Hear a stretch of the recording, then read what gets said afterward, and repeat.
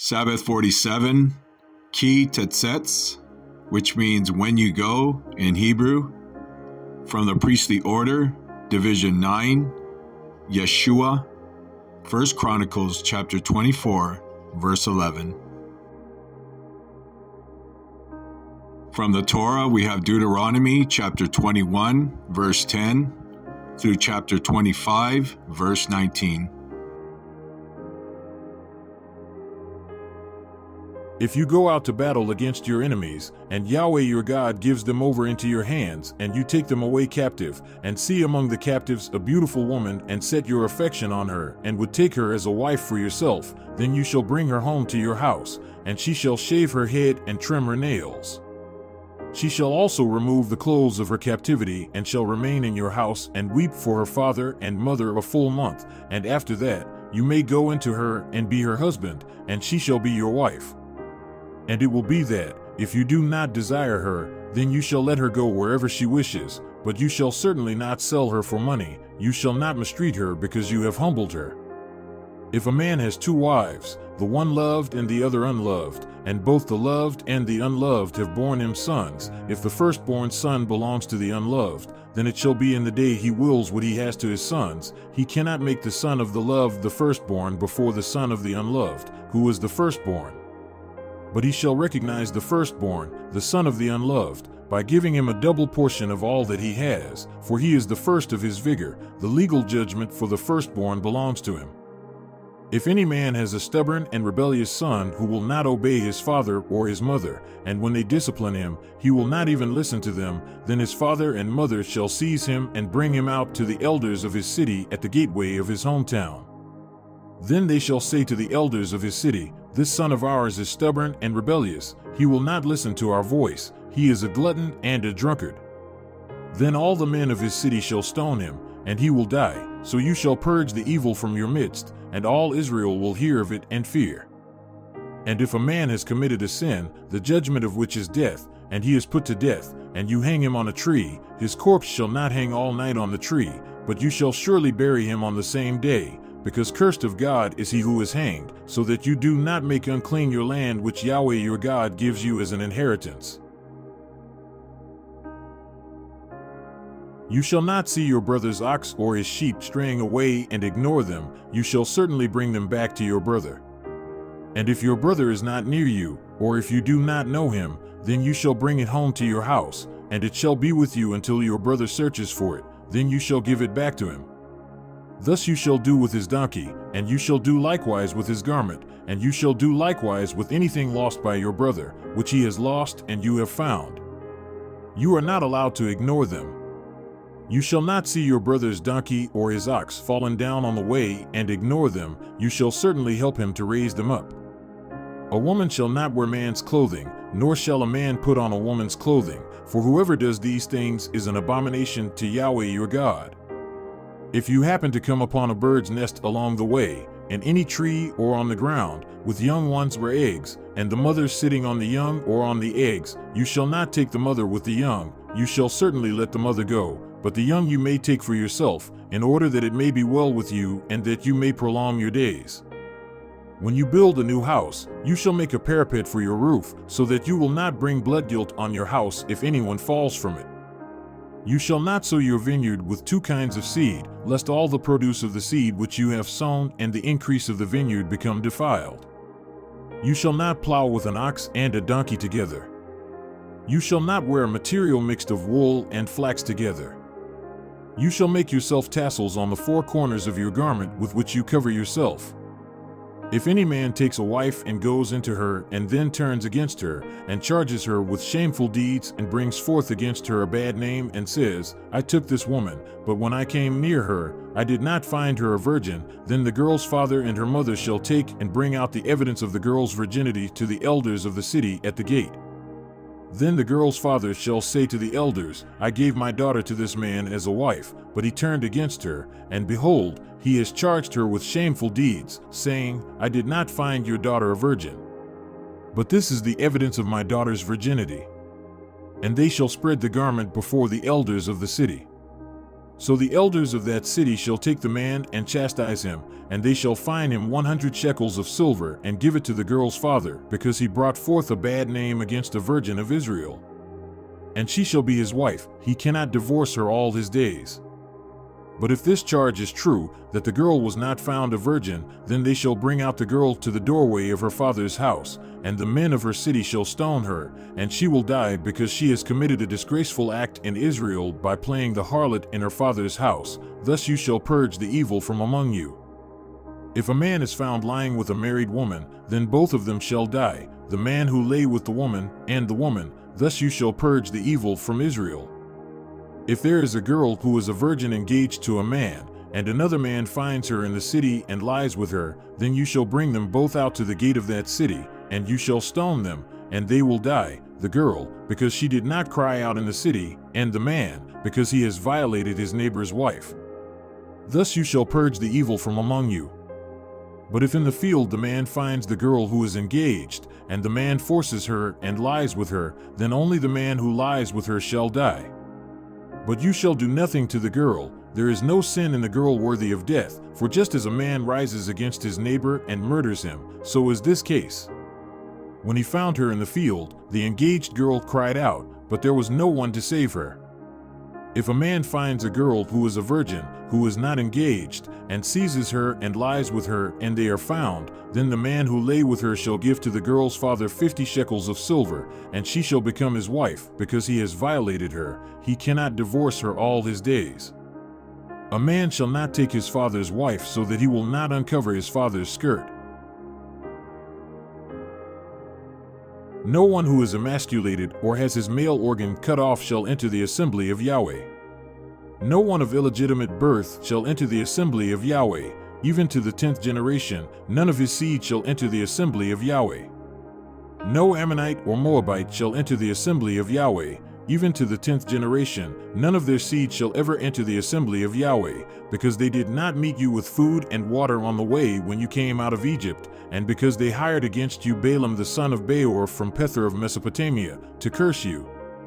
Nevertheless, Yahweh your God was not willing to listen to Balaam, but Yahweh your God turned the curse into a blessing for you, because Yahweh your God loves you.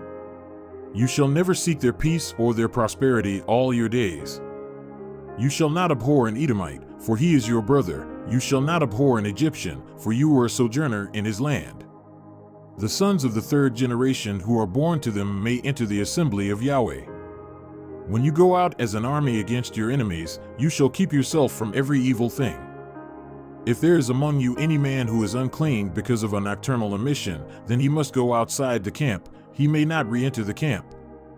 But it shall be when evening approaches, he shall bathe himself with water, and at sundown he may re-enter the camp. You shall also have a place outside the camp and go out there, and you shall have a spade among your tools, and it shall be when you sit down outside, you shall dig with it and shall turn to cover up your excrement.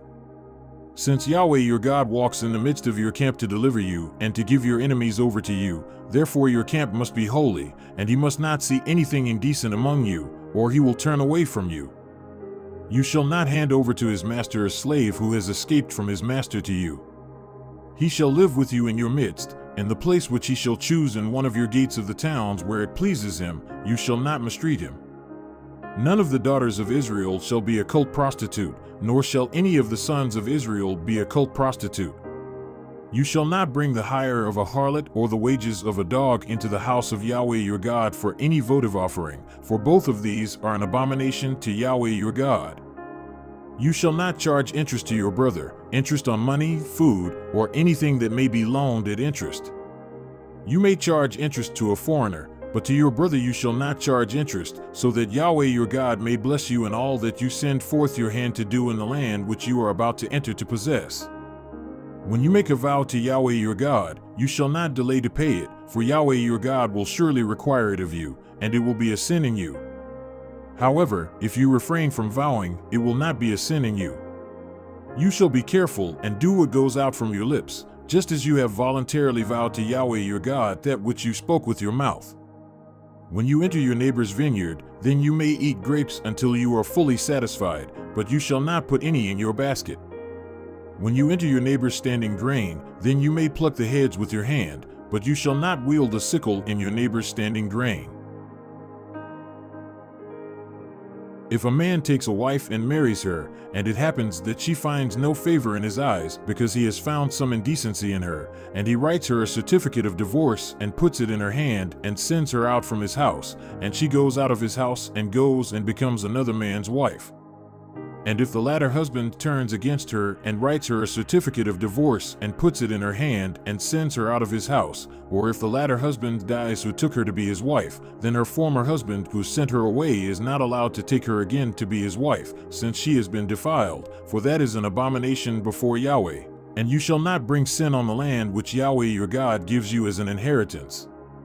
When a man takes a new wife, he shall not go out with the army nor be charged with any duty. He shall be free at home 1 year, and shall give gladness to his wife whom he has taken. No one shall take a handmill or an upper millstone in pledge, for he would be taking a life in pledge.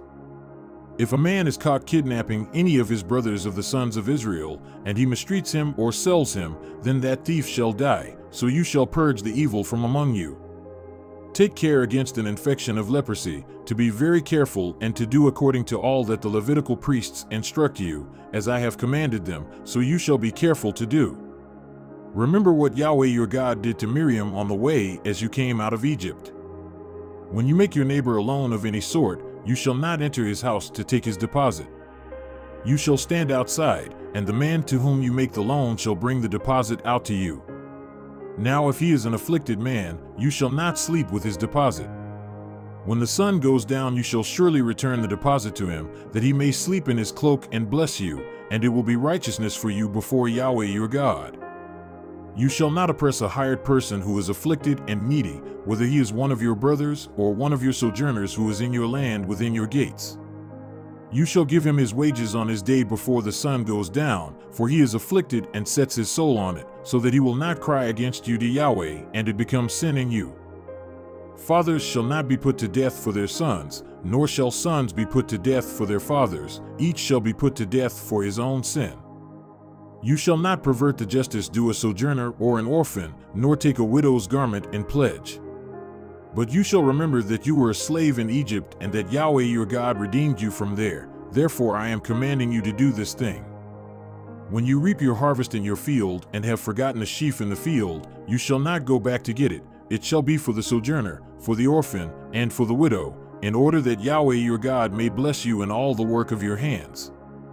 When you beat your olive tree, you shall not go over the boughs after you finish. It shall be for the sojourner, for the orphan, and for the widow. When you gather the grapes of your vineyard, you shall not glean it after you finish. It shall be for the sojourner, for the orphan, and for the widow. And you shall remember that you were a slave in the land of Egypt. Therefore I am commanding you to do this thing. If there is a dispute between men and they go to court for judgment, and the judges judge their case, and they justify the righteous and condemn the wicked, then it shall be, if the wicked man deserves to be struck, the judge shall then make him lie down and be struck in his presence with the number of stripes according to his guilt. He may strike him 40 times, but no more, lest he strike him with many more stripes than these, and your brother be dishonored in your eyes. You shall not muzzle the ox while it is threshing. If brothers live together and one of them dies and has no son, then the wife of the one who died shall not be married outside the family to a strange man. Her husband's brother shall go into her and take her to himself as wife and perform the duty of a husband's brother to her. And it will be that the firstborn whom she bears shall assume the name of his dead brother, so that his name will not be blotted out from Israel. But if the man does not desire to take his brother's wife, then his brother's wife shall go up to the gate to the elders and say, My husband's brother refuses to raise up a name for his brother in Israel. He is not willing to perform the duty of a husband's brother to me. Then the elders of his city shall summon him and speak to him. And if he stands and says, I do not desire to take her, then his brother's wife shall come to him in the sight of the elders and pull his sandal off his foot and spit in his face. And she shall answer and say, Thus it is done to the man who does not build up his brother's house. And in Israel his name shall be called, the house of him whose sandal is removed. If two men, a man and his brother, are struggling together, and the wife of one comes near to deliver her husband from the hand of the one who is striking him, and she puts out her hand and seizes his genitals, then you shall cut off her hand, you shall not show pity. You shall not have in your bag differing weights, a large and a small. You shall not have in your house differing measures, a large and a small. You shall have a full and just weight, you shall have a full and just measure, that your days may be prolonged in the land which Yahweh your God gives you. For everyone who does these things, everyone who acts unjustly, is an abomination to Yahweh your God. Remember what Amalek did to you along the way when you came out from Egypt, how he met you along the way and attacked among you all the stragglers at your rear, but you were faint and weary, and he did not fear God. Therefore it will be, when Yahweh your God has given you rest from all your surrounding enemies, in the land which Yahweh your God gives you as an inheritance to possess, you shall blot out the memory of Amalek from under heaven, you must not forget. From the prophets, we have Prophet Isaiah, a special reading, chapter 53, verse 1, through chapter 54, verse 17.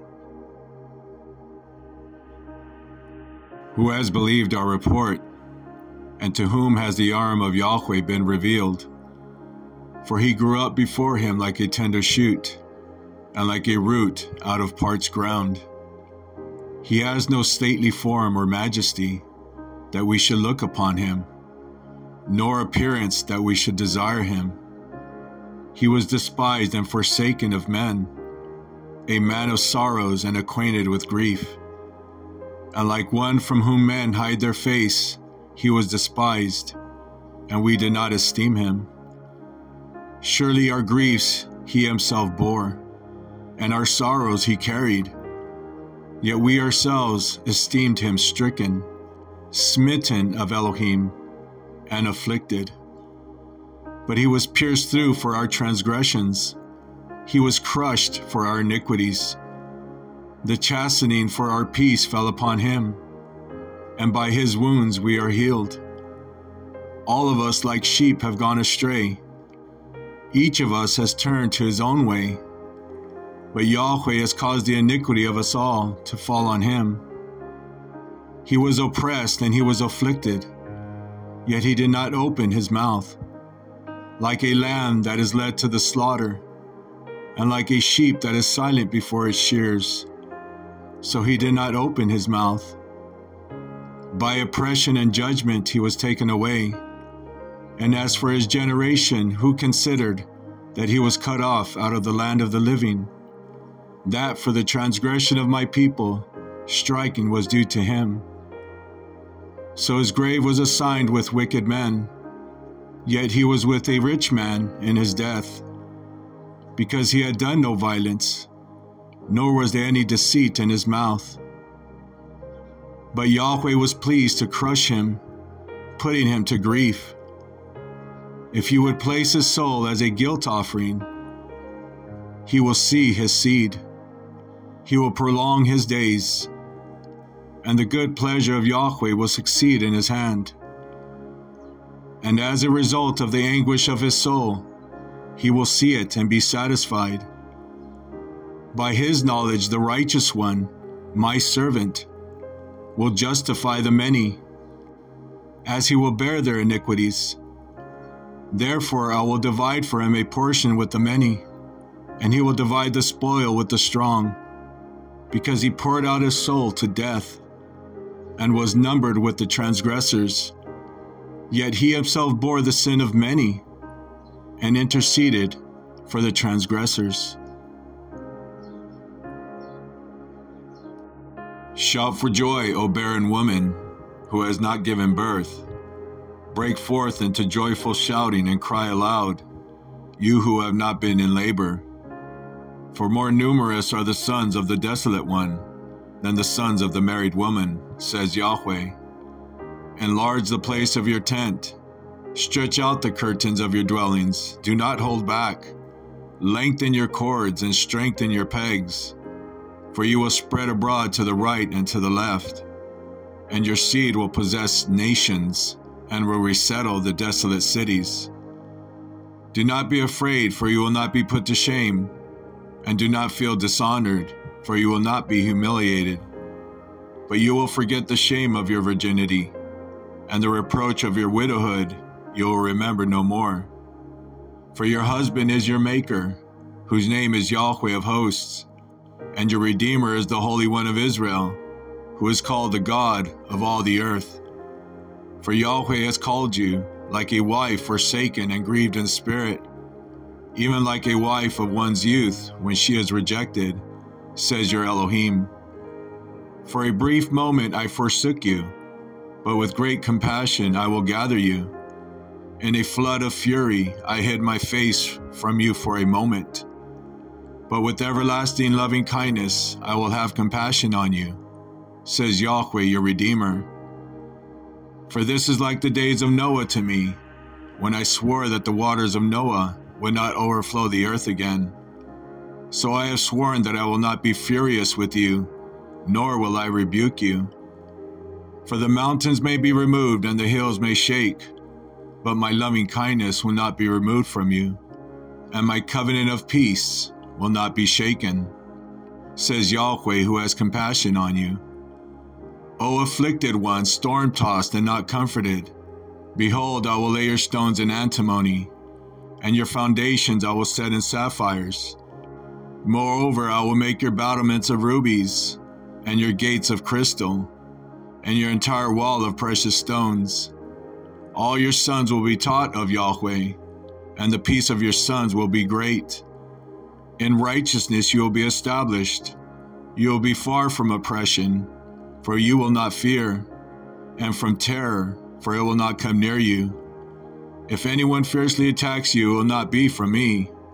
Whoever attacks you will fall because of you. Behold, I myself have created the craftsman who blows the fire of coals, and brings out a weapon for its work. And I have created the bringer of ruin to wreak destruction.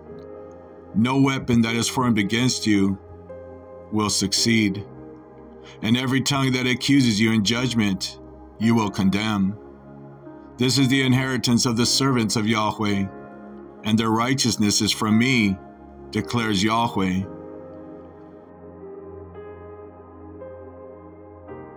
From the Gospels, we have the Gospel of Luke, special reading, chapter 1, verses 26 through 80. Now in the 6th month, the messenger Gabriel was sent by Elohim to a city in Galilee called Nazareth, to a virgin betrothed to a man whose name was Yosef, of the house of David. And the virgin's name was Miriam. And coming in, he said to her, "Greetings, favored one, Yahweh is with you." But she was very perplexed at this statement and was pondering what kind of greeting this was. And the messenger said to her, "Do not be afraid, Miriam, for you have found favor with Elohim, and behold, you will conceive in your womb and bear a son, and you shall call his name Yeshua. He will be great and will be called the Son of the Most High. And Yahweh Elohim will give him the throne of his father David, and he will reign over the house of Yaakov forever, and there will be no end of his kingdom." But Miriam said to the messenger, "How will this be, since I am a virgin?" The messenger answered and said to her, "The set-apart Spirit will come upon you, and the power of the Most High will overshadow you. And for that reason the Holy Child shall be called the Son of Elohim. And behold, your relative Elisheba has also conceived a son in her old age. And this is the 6th month for her who is called barren. For nothing will be impossible with Elohim." And Miriam said, "Behold, the servant of Yahweh, may it be done to me according to your word." And the messenger departed from her. Now at this time Miriam arose and went in a hurry to the hill country, to a city of Yehudah, and entered the house of Zechariah, and greeted Elisheba. And it happened that when Elisheba heard Miriam's greeting, the baby leaped in her womb, and Elisheba was filled with the set-apart Spirit. And she cried out with a loud voice and said, "Blessed are you among women, and blessed is the fruit of your womb. And how has it happened to me that the mother of my master would come to me? For behold, when the sound of your greeting reached my ears, the baby leaped in my womb for joy. And blessed is she who believed that there would be a fulfillment of what has been spoken to her by Yahweh. And Miriam said, My soul magnifies Yahweh, and my spirit has rejoiced in Elohim my Savior, for he has looked upon the humble state of his servant. For behold, from this time on all generations will count me blessed. For the Mighty One has done great things for me, and holy is his name, and his mercy is upon generation after generation towards those who fear him. He has done a mighty deed with his arm. He has scattered those who were proud in the thoughts of their heart. He has brought down rulers from their thrones, and has exalted those who were humble. He has filled the hungry with good things, and sent away the rich empty-handed. He has given help to Israel his servant, in remembrance of his mercy, as he spoke to our fathers, to Abraham and his seed forever. And Miriam stayed with her about 3 months, and then returned to her home. Now the time was fulfilled for Elisheba to give birth, and she gave birth to a son, and her neighbors and her relatives heard that Yahweh had magnified his great mercy towards her, and they were rejoicing with her. And it happened that on the 8th day they came to circumcise the child, and they were going to call him Zechariah, after the name of his father. But his mother answered and said, No, but he shall be called Yohanan.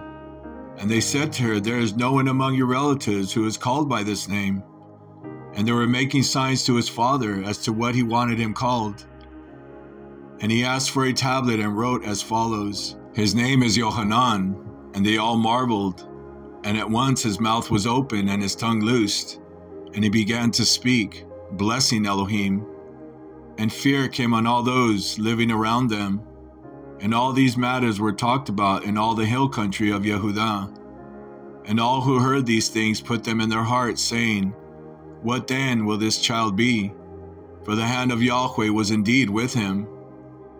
And his father Zechariah was filled with the set-apart spirit and prophesied, saying, Blessed be Yahweh Elohim of Israel, for he visited and accomplished redemption for his people, and raised up a horn of salvation for us in the house of David his servant, as he spoke by the mouth of his holy prophets from of old, salvation from our enemies and from the hand of all who hate us, to show mercy toward our fathers, and to remember his holy covenant, the oath which he swore to Abraham our father, to grant us that we, being rescued from the hand of our enemies, might serve him without fear, in holiness and righteousness before him all our days.